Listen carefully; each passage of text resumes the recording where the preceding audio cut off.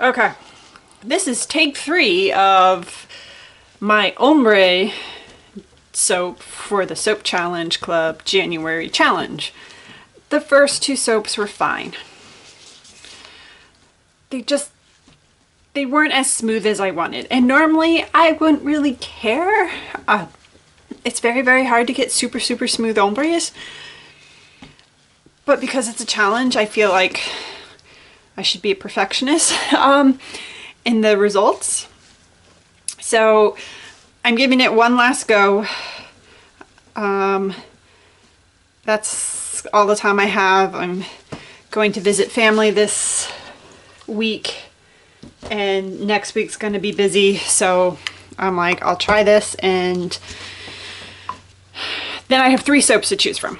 So I fell back on my red, orange, yellow design because it just always works. And I decided the past 2 hours, which I had other things I most definitely had to do, I decided that I should make flowers and an ombre for the top. These flowers are a fair amount of work to make. Like, literally it took me 2 hours to make just those. So that was not my plan. Now I'm behind schedule because there's a lot of other stuff I have to get done today. But oh well, it is what it is. So here I am. I used red, a dark orange, a light orange, yellow, and then the 4th orange I'm using is a blend of the lighter orange and the yellow. I will post my tips and tricks. I have done a number of videos on ombres, and last year I did 2 extensive tutorials on ombre design. So I'm gonna link those, and I will kind of recap the key points that I shared on those videos for you as well. Right now I am just going to go back and forth a million times with all these colors and hope that I get the smooth ombre that I want. So sit back, enjoy, and fingers crossed that 3rd time's the charm.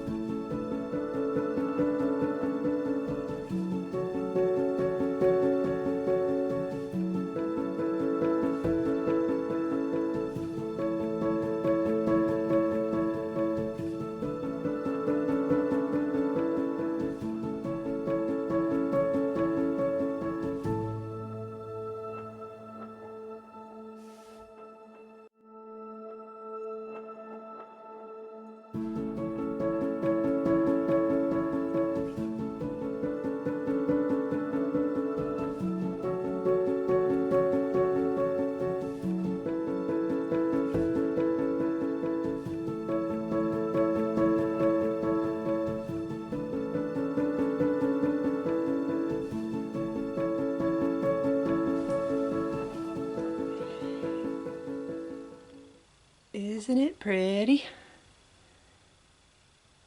Oh. I'm a little annoyed at myself that I sprayed it with rubbing alcohol before I put the flowers on because I wasn't thinking, and so you see you got that crinkled look because the rubbing alcohol creates a protective layer over it, but I don't think anyone's going to notice that but me.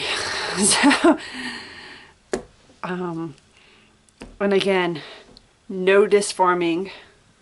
This has held its shape and it comes out of the mold so easy. So yeah, I really do like this mold, especially for just small batches like this where I'm experimenting or doing the challenge. Look at that ombre. Woo. I am excited to cut this and see what I get on the inside. I really hope it turns out good. That ombre is pretty good. A little bit of distinction there. On the other bar, some of the other bars, there's a bit more of a distinction with that between those two color shifts. Not the end of the world. Some bars it's more distinct than others. You can see that's pretty good, that's pretty good. That's more distinct. That one's a bit more distinct. It's not bad. I'm nitpicking. And I just adore the flowers. So let's see. Like, that's not bad. You just I was trying for 100% smooth. Didn't quite get it.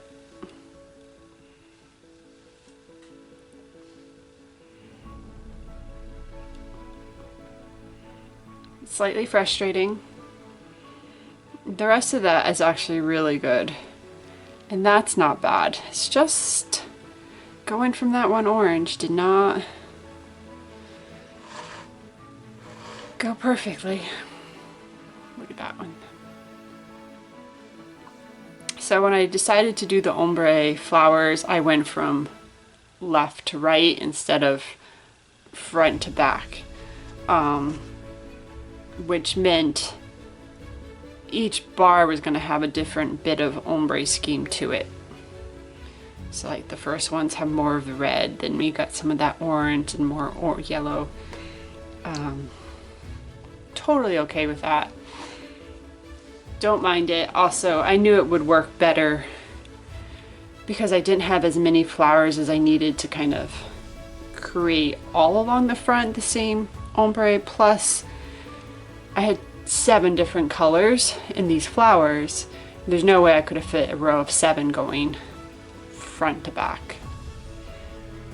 But there you have it. This will be my entry for the Soap Challenge Club. Out of the 3 that I did, this is definitely the best. Let me know what you think.